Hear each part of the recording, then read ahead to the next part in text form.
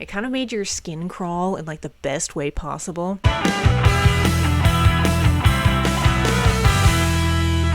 Hello everyone and welcome back to my channel.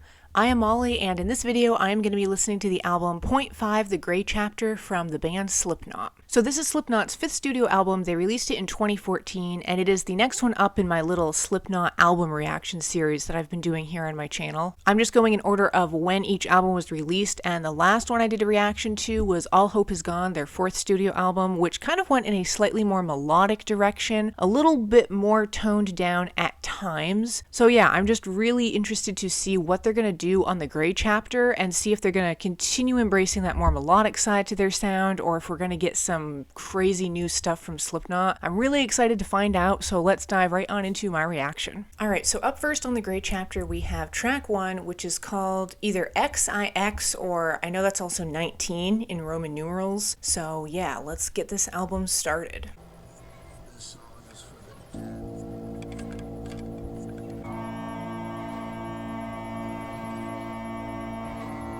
That weirdly almost sounds a little like a bagpipe. With my face against the floor. I'll be honest, I wasn't expecting Corey's vocals to come in like that. I kind of was expecting this to be a little intro track of sorts, like all instrumental. So walk with me.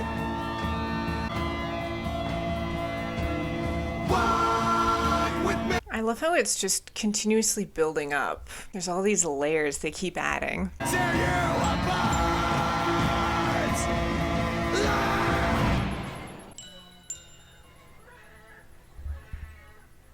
Then it almost sounded like a cat screeching there at the very end. That was track 1, XIX, I'll call it. I actually really enjoyed that. Very atmospheric. It had a dark, ominous, creepy tone, and then it gradually built up to. There was almost this feeling of impending doom looming over you while you were listening to it. But I'm going to move on now to track 2 called Sarcastrophe.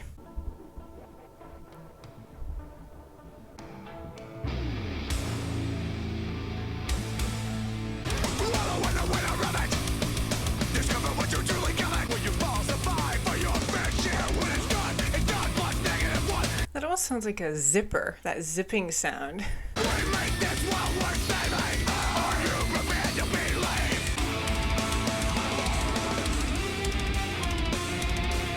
This part's infusing a little funkiness, almost like a weirdly jazzy quality. Live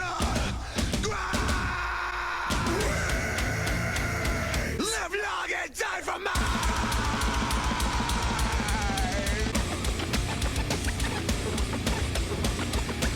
Okay, there's some of those DJ effects they're using.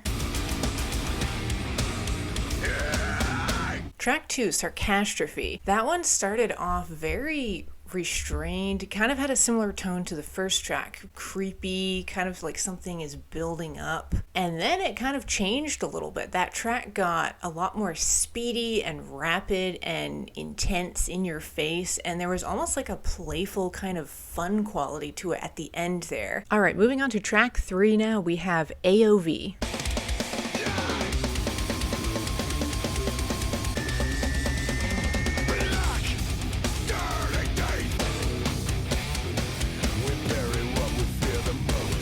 This track is like a hammer. It's got this really dense, heavy quality to it.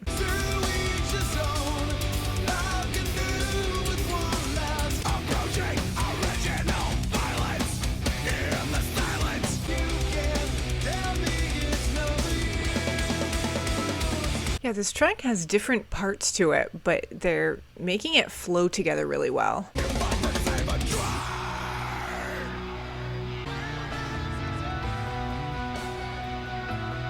His voices are so far in the distance and echoey sounding. It's cool. It creates a great atmosphere. And just like that, they bring the intensity right back.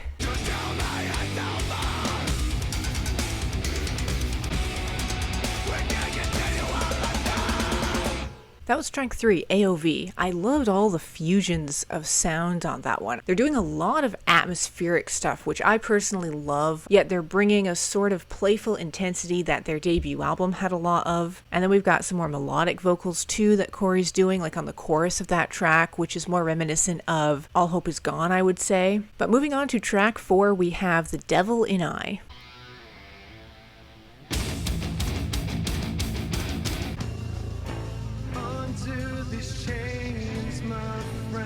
Yeah, see, again, at least at the start of this track, they're doing more of a restrained sound.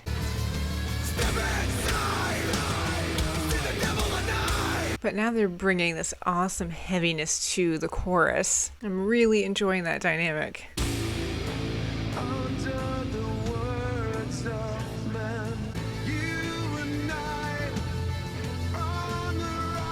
It's like all this tension building up. It's like simmering right under the surface, and you know the chorus is coming.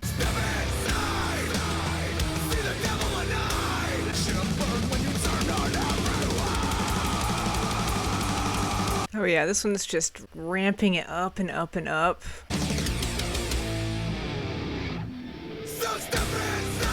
There's a certain airiness to the percussion I'm noticing on this album so far. It's like more rapid, but lighter sounding, if that makes sense.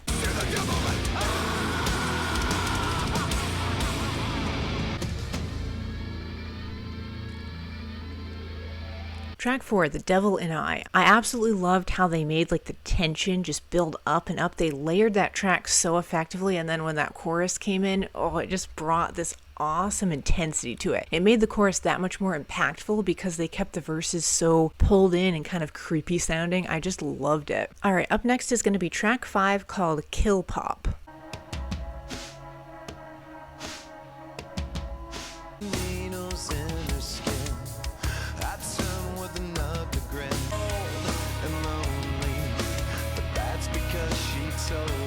Yeah, this track definitely has a different tone to it.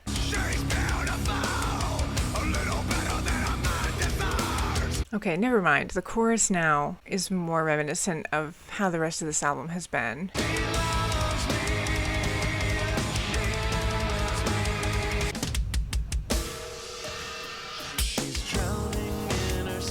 This is a really interesting song to listen to. In some aspects, it doesn't exactly sound like a Slipknot song. It has this softness to it.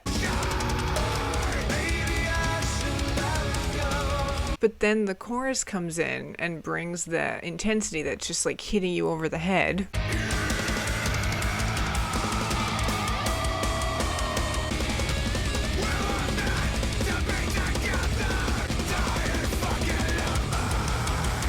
Well, that was track 5, Killpop. I don't know if I've ever heard a Slipknot song exactly in that like tone before. How it started off eerie, atmospheric, also kind of melodic, but then that chorus came in and it brought the punchiness. There's like this awesome atmospheric, dark, creepy element to this album that I'm just really enjoying. Up next is track 6 called Skeptic.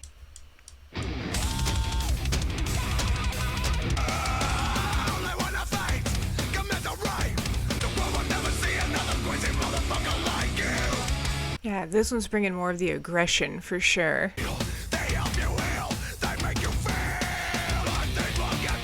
I'll never get tired of Corey's vocal delivery. It's got this great growliness to it. I just love it. That sound effect is so weird. It's very unexpected. It sounds like it's going from this ear to this ear.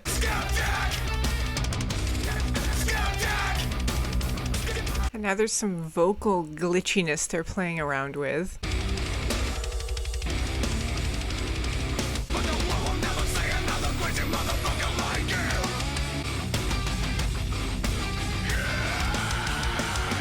That was track 6, Skeptic. That one definitely had a more punchy delivery right off the bat. It had less of that atmospheric stuff, but the sounds they were doing on that one were just so fascinating. And I love just the intensity of his vocal delivery on that one too. Just a lot of energy coming at you, but I love that from Slipknot. I love when they deliver on that punchiness. Moving on to track 7, we have, it's either called Lech or Lech. I'm not sure how to pronounce it. I know what Judas wept, motherfucker!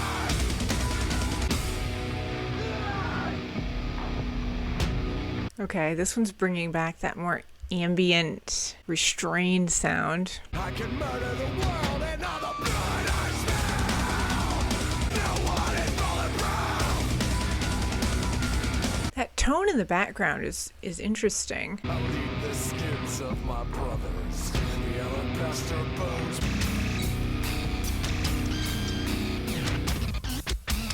That was cool. It sounded kind of electronic.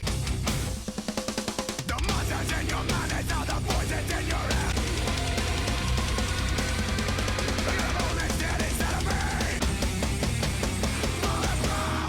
That was track 7, Lech, I'll call it. There was a very explosive energy to that one, just a lot kind of coming at you. I love how they're fusing like some atmospheric stuff, how that track started. It was really restrained, and then just all of a sudden the energy came at you. I really like the dynamic that they're playing around with on that. But moving on to track 8, we have Goodbye.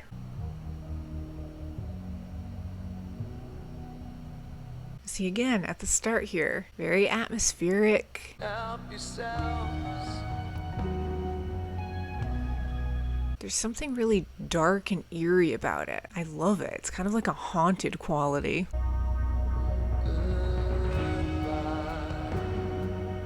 The last thing on earth I want to do is say goodbye. There's sort of a mournful tone of acceptance almost to this song.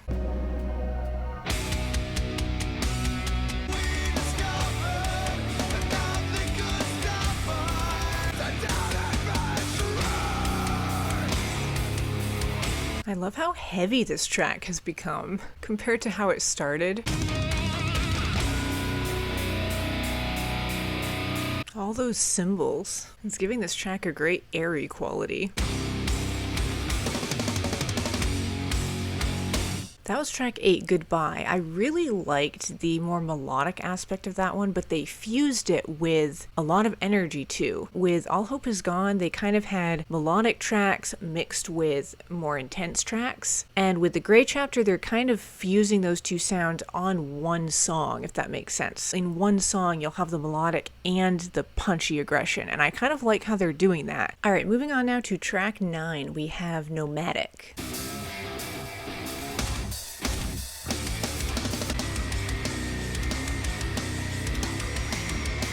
It almost sounds like distorted screaming in the background, or maybe it's just electronic noises. I'm gonna make you cry tonight. I liked his vocal delivery on that line. I'm gonna make you cry tonight. It was so deep and ominous sounding.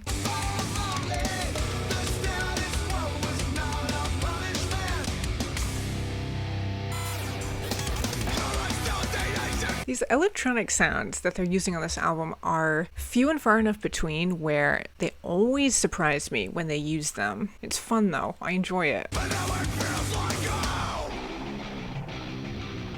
The tough guys who came to kill. They like their electric guitar on this album too, I'm noticing. I'm gonna make you cry tonight. But now it feels like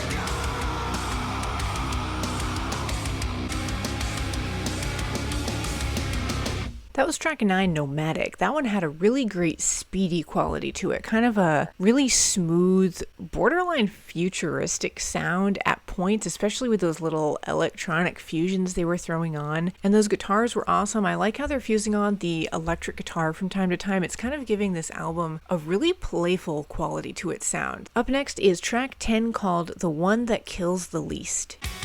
I don't seem to care today. Come with me.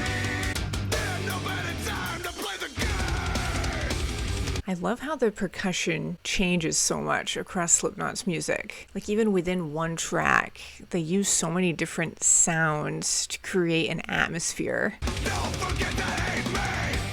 No one else survives. The one that kills the least still kills us. Yeah, there's a great echoiness to this song that I'm picking up on.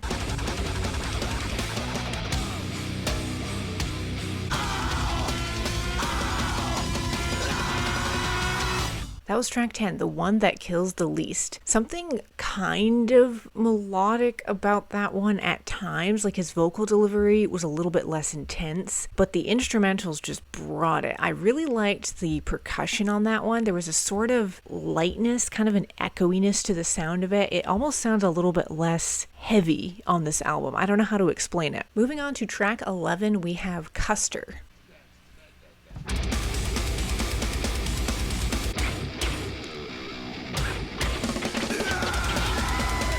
Okay, this one's crazy. Half alive and stark raving free. Listener aggression is advised. It's strange when Listener aggression is advised.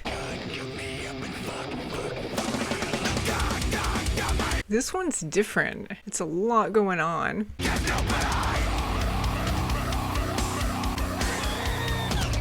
somewhere on a toilet wall. You wanna win the war? Know what you're fighting for. His vocals sound so close to my ear.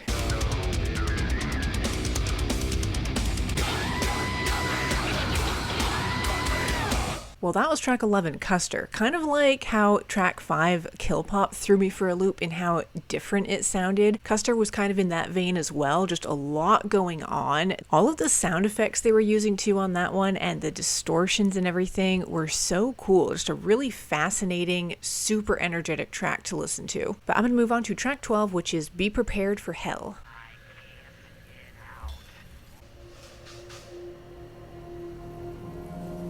Alright, this one's really atmospheric.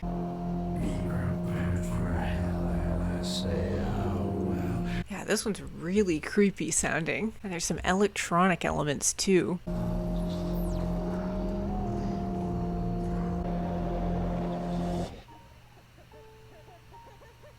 That was track 12, Be Prepared for Hell. Almost an interlude. It was just under 2 minutes long. I loved the electronic stuff they were doing on that one. It just kind of had like this tension-filled atmosphere to it. It almost sounded like it could be part of a video game soundtrack. It just had that vibe to it. And then how it ended with those piano notes. Just something very unsettling about the sound of that one. All right, and continuing on with track 13, we have the negative one.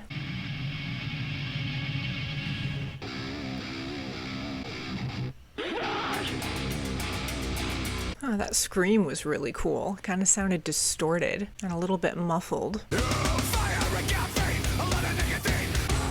The Lord of Lies, the Morning Star, the negative one and me. I love their turntable effects that they use. It just infuses a certain playful element to their sound, which I love. Turn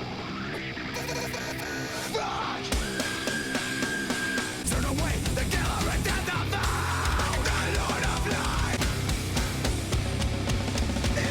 That was track 13, the negative one. Super intense, very energetic, just it kind of was all coming at you. I really liked how it started off though, so restrained, kind of a continuation of track 12, Be Prepared for Hell. And then they just kind of drew that into all of that aggression and then they just threw it at you. And that song just never let up. It was so unrelenting with its sound. But up next is track 14, which is called If Rain Is What You Want.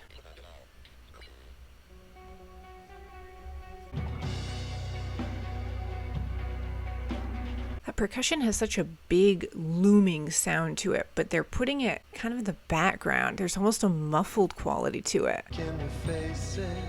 Can we shape it? All you have to do is close your eyes. I like that one chime sound that they're infusing on. Take your seats. Enjoy the fall. The only thing darker than my last day. Those guitars have a great kind of revving sound to them.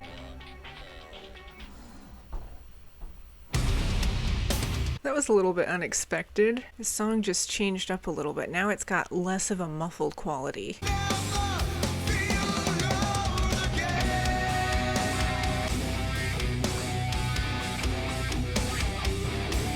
Alright, here's that funky guitar again.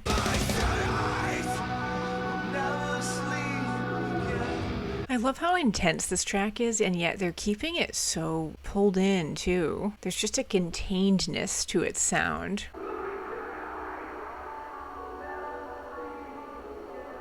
Well, that was track 14, If Rain Is What You Want. I loved that one, especially the first half that was so atmospheric and withheld and creepy sounding. I love music like that, and I actually really like when Slipknot embraces that side to their sound. That track just had that in spades. It kind of made your skin crawl in like the best way possible. Alright, up next is track 15 called Override.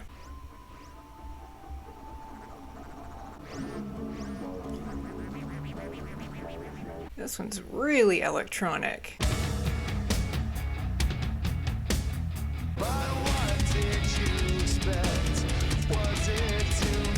Yeah, this one's just amping up. It's getting heavier and more rapid.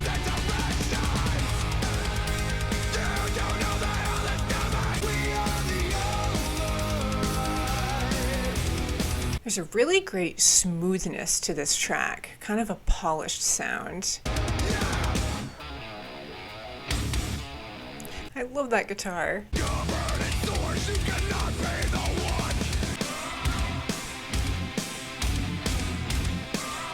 It's kind of a weird sound effect.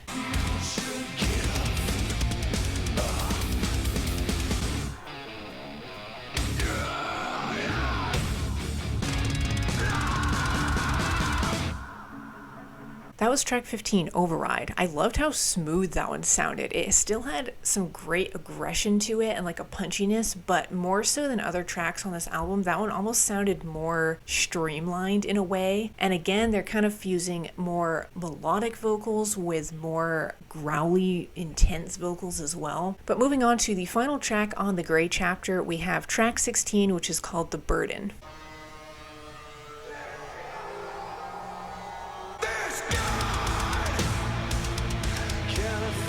Oh yeah, I loved that atmospheric start.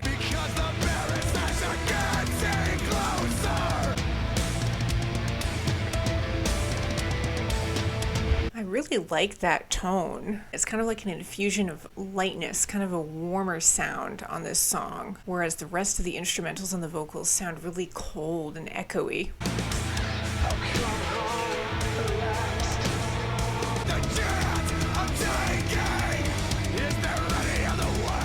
There's like some really interesting percussion that I'm picking up on. It's got kind of an industrial edge to it. Yeah, you hear that? That's such an interesting sound.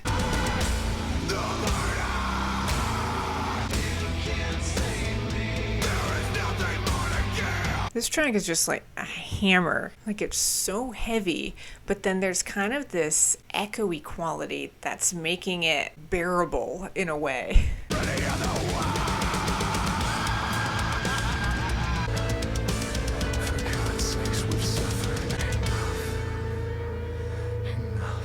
Well, that was track 16, The Burden, the final song on the Gray chapter. That is definitely my kind of track to end an album on. I love really creepy, echoey, atmospheric stuff like that. That's honestly, I think, one of my favorite sounds from Slipknot. It's like they bring so much intensity and a sort of rage to their music, but they have this way of keeping it so contained at the same time. There's just this awesome echoey quality. It's like everything's kind of bouncing around in your head. There's kind of a coldness to the sound as well. Well, that is going to conclude my reaction to Point 5, The Gray Chapter, the 5th studio album from Slipknot. This album I absolutely loved. It's pretty long. It's over an hour long, and it flew by when I was listening to it. Every track I thought brought a really fun, entertaining element that brought something new to the album. I would say upon first listen, some of the standouts for me, I really liked track 4, If Rain Is What You Want, and also the closing track, The Burden. Those two just had that awesome atmosphere atmospheric quality that I love so much from Slipknot. I also enjoyed track 5, Killpop. That one was a little bit different, a little bit more melodic in a way, but they just fused it with a bunch of stuff. And I think my favorite track right now is track 4, The Devil in I. That one was just awesome from start to finish. One of my favorite Slipknot tracks, I think, from the 5 albums that I've heard. I am really looking forward now to hearing their 6th album, We Are Not Your Kind. And then I know Slipknot is actually coming out with a new studio album the end of September of this year, so I'm hoping I can get a reaction up to that soon after it comes out. So yeah, as usual, thank you all so much for watching, stay tuned, and I will see you in the next video.